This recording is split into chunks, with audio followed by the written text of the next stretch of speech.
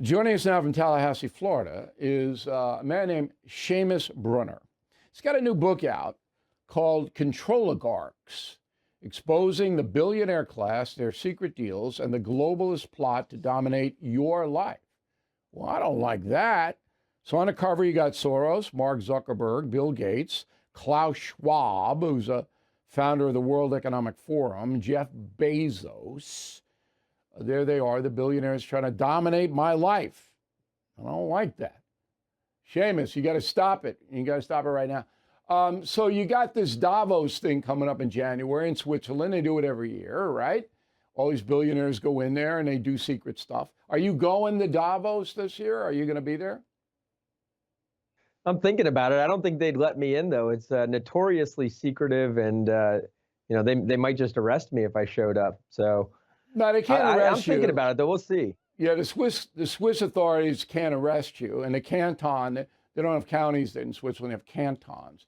They won't bother you. Now, if you try to crash a private meeting, then the bodyguards that'll be there will beat the tar out of you. So be careful. But if you want to go and wear a little ski cap and just kind of putter around, you can go.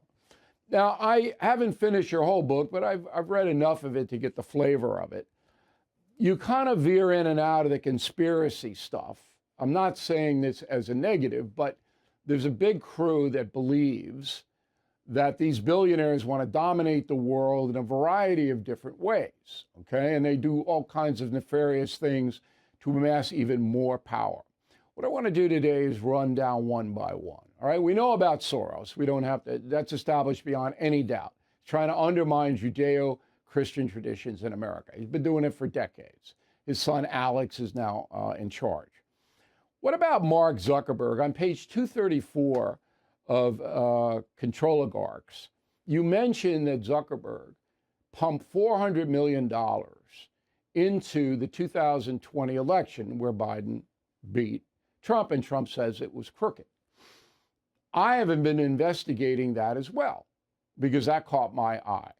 I can't come up with where this $400 million actually went and what it did. But you're smarter than I am. Tell me, where's the $400 million? Yeah, so he pumped it through two nonprofits, and you see that. That's a common theme. I mean, you see it with these ad boycotts where Soros is pumping money through Tides, through the into Media Matters. Laureen Powell Jobs features in this book, and she's doing the same thing through organizations like Acronym, which was funding another ad boycotter, Nandini Jamma, Sleeping Giants, who I know you're familiar with them. But Mark Zuckerberg, he does the same thing. He puts it into the Center for Tech and Civic Engagement, and another equally, sort of obscure sounding organization, sounds totally innocent. And then what those organizations did is they went into mostly blue areas in purple districts, and they put the drop boxes, and they funded the election infrastructure, which has now been banned in a lot of states, by the way. The Zuckerbucks have been banned. Unfortunately, what hasn't, and it's free speech. I mean, right? Soros will say that funding Media Matters is free speech, but that's just another example of the many ways these controligarchs are kind of putting their fingers on the scales of our election.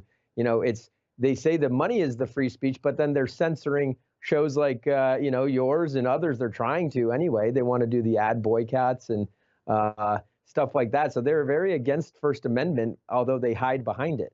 All right, but let's get back to the $400 million. So drop boxes, okay, but they were legal in Wisconsin and Michigan and states like that, where a lot of this money went in. Do you think that Zuckerberg is financing anything that's illegal? Well, I'm not a lawyer. I'm sure many lawyers have looked into it. The states have changed their laws. That was kind of the problem and that's a problem with so many of the things we investigate at the Government Accountability Institute, is it's actually legal. It just doesn't seem right that a billionaire should be able to finance. Because I haven't found it either, although this extraordinary amount of money going into 20 counties, all of which voted for Biden, I believe all of them did.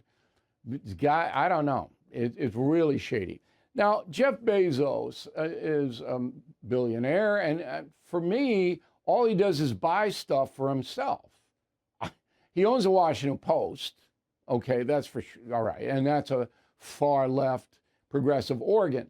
But does Bezos, I mean, every time I turn around, he's buying another yacht or another house, and he and his girlfriend are out there doing stuff. I don't know. Is he a threat, Bezos? Well, you keyed in on two of the more libertarian, at least they were originally, of the Controligarchs, Mark Zuckerberg and Jeff Bezos. I mean, I traced their leanings all the way back to their beginnings. And Bezos was, to his credit, originally quite libertarian. But in recent years, he goes to Davos.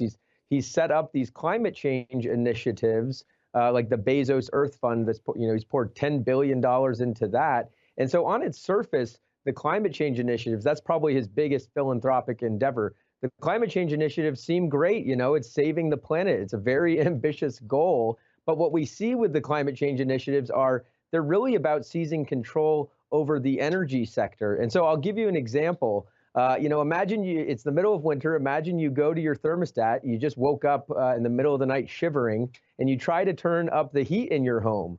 Well, you can't. It's been locked. You've lost control over your own thermostat. This may sound like a conspiracy theory, but it actually asked the residents of Denver, Colorado, in Texas, this has happened, and in California with these flex alerts. They are taking over control of the smart thermostats. Now, this is made by companies like Amazon and Google, and you didn't really realize when you clicked the I agree box to have the smart home, temperature monitoring.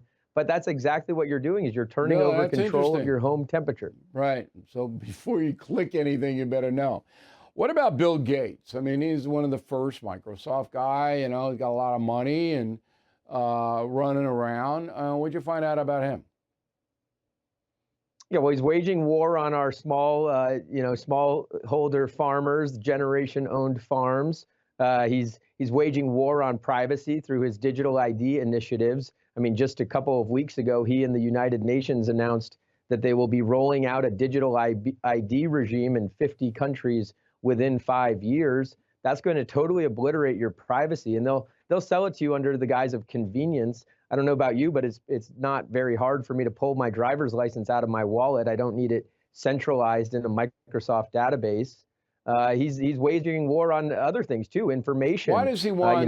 Why does he want that digital ID? What's the rationale behind it?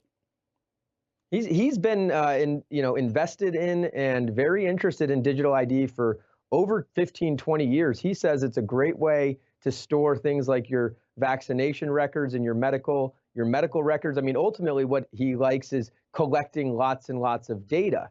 And data, according to the World Economic Forum visionary Yuval Noah Harari, the people who control the data control the entire world. And so what this is all leading towards, actually, Bill, is a universal basic income driven by artificial intelligence job losses. Wow. Sam Altman. It's you a might be a little future. bit ahead of yourself, but do you think, last question for you, Gates is nefarious?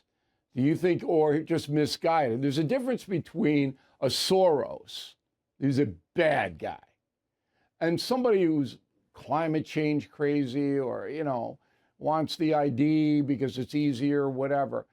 Would Gates be, in your opinion, you wrote the book, you're an expert, nefarious? That's a strong word. I read all the memoirs of his dad and his relatives. His sister said he was nasty. His dad said that he was constantly at war for control with his parents. His mother pleaded with him to be more charitable, as he was, accumulating what amounted to making him the world's richest man, billions and billions of dollars. His mother begged him to give it away to charity. He wouldn't. So it was really only after the Justice Department started investigating Microsoft that he sets up his philanthropic foundation and rebrands. I don't know if I'd call him nefarious, but I would definitely say he's control happy. He likes to control things. That's a direct quote from him and his parents. And so, I think he's just trying to get control of as much as possible. All right. The book is Controligarchs by Seamus. Nice Irish name, Bruner. We appreciate it, Seamus. Thanks for coming on. Thanks, Bill.